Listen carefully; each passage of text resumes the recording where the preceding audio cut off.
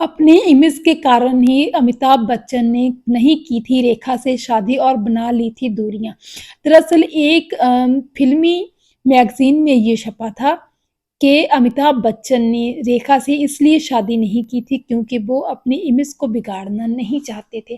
दरअसल उस फ़िल्म पत्रिका के हिसाब से उन्होंने अमिताभ बच्चन के साथ एक इंटरव्यू किया था और अमिताभ बच्चन के ये खुद के विचार थे, खुद की कथनी थी कि वो धर्मेंद्र की तरह विलेन नहीं बनना चाहते, शादी करके दूसरी शादी करके सबकी आँखों में वो विलेन नहीं बनना चाहते और इसीलिए उन्होंने नहीं की थी रेखा से शादी। हालाँकि वो रेखा को बहुत पसंद करते थे और रेखा के साथ उनका काफ़ी लंबा अफ़ेयर भी चला था।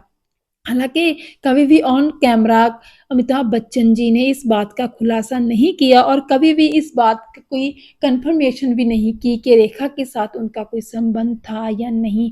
ना ही रेखा ने इसके बारे में खुलेआम किसी के बारे में किसी के साथ भी कुछ बात की, लेकिन फिर भी कुछ फ़िल्मी पत्रिकाएँ गॉसिप के तौर पर या फिर अपने आप मसाला लगाकर ये छापती रही हैं टाइम-टाइम पर कि रेखा और अमिताभ का संबंध जो था एक-दूसरे के साथ काफ़ी गहरा था और रेखा इस रिश्ते को लेकर काफ़ी संजीदा थी। हालाँकि अमिताभ बच्चन की उस टाइम पे शादी हो चुकी थी और उनके बच्चे भी थे, लेकिन फिर भी इन दोनों का रिश्ता काफ़ी गहरा था। दरअसल इन दोनों की मुलाकात फ़िल्म दो अनजाने के सेट पर हुई थी और उसी दौरान रेखा ने अमिताभ बच्चन को काफ़ी पसंद करना शुरू कर दिया था।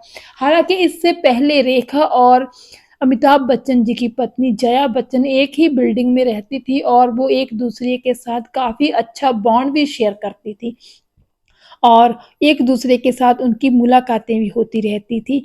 दरअसल एक ये भी कहा जाता है कि जो रेखा की पहली मुलाकात जो थी अ, अमिताभ बच्चन के साथ वो भी जया बच्चन जी के थ्रू ही हुई थी। उन्हीं को मिलने के लिए जया बच्चन को मिलने के लिए जब अमिताभ बच्चन उनके घर पहुँचे थे एक बार मुंबई में, तो तभी रेखा भी उनके घर में मौजूद थी और इसी तरह ये एक रस्मी सी पहली मुलाकात अमिताभ बच्चन और जो थी रेखा के विचकार हुई थी और उसके बाद उन्होंने जब फ़िल्म दो अनजाने में साथ काम किया तो उनको एक-दूसरे को अच्छी तरह जानने का, समझने का मौका मिला था। हालाँकि कुछ पत्रिकाओं के मुताबिक रेखा और जया बच्चन के बीच काफ़ी अच्छा बॉन्ड था, वो काफ़ी अच्छा रिश्ता शेयर करती थी।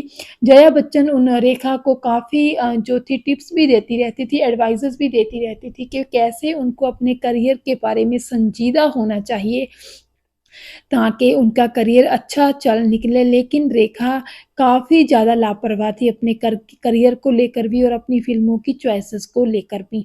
लेकिन उसके बाद जब रेखा और अमिताभ बच्चन का रिश्ता आगे बढ़ा, तो पड़ गई थी दूरियाँ रेखा और जया बच्चन के बीच भी। ये भी कहा जाता रहा है कि एक बार रेखा न को जया बच्चन ने अपने घर पे डिनर के लिए इनवाइट किया था और उस टाइम रेखा को समझ में नहीं आ रहा था कि वो इस डिनर के लिए जाएँ भी ना जाएँ। हालाँकि उस टाइम अमिताभ बच्चन किसी फ़िल्म की आउटडोर शूटिंग के लिए कहीं गए हुए थे, तो घर में सिर्फ़ जया बच्चन ही थी। तो रेखा वहाँ पहुँची थी और रेखा को अच्छी तरह से डिनर करवाया था जया बच्चन ने और इसी डिनर के बाद जब रेखा घर से जाने लगी थी गुड बाय कहकर, तभी जया बच्चन ने पीछे से सिर्फ़ इतना ही कहा था कि मैं अमित को नहीं छोड़ूँगी। तो उनका मतलब यही था सेम कि सिर्फ़ और सिर्फ़ कि वो जया बच्चन जो हैं रेखा को यही बताना चाहती थी कि अमिताभ को वो नहीं छोड़ेंगी, कभी भी डाइवोर्स नहीं देंगी क्योंकि उनकी फैमिली है, उनके बच्चे हैं और उनको उनके बच्चों को उनके परिवार की एक-दूसरे के माँ-बाप के साथ की ज़रूरत है, तो वो अपने परिवार के लिए, अपने बच्चों के लिए अपने पति को नहीं छोड़ेंगी।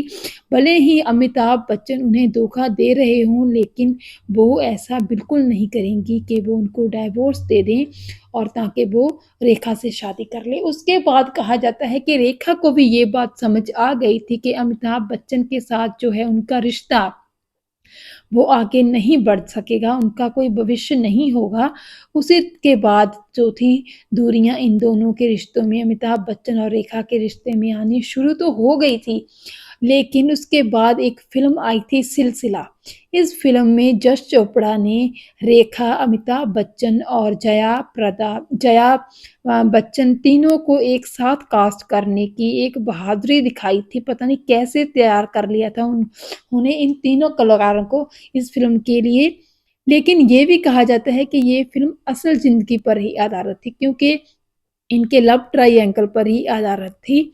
और इस फ़िल्म में एंड में जो थी, पति अमिताभ बच्चन पत्नी जया बच्चन के पास ही रहता है, इसीलिए जया बच्चन ने हाँ कर दी थी ये फ़िल्म करने के लिए।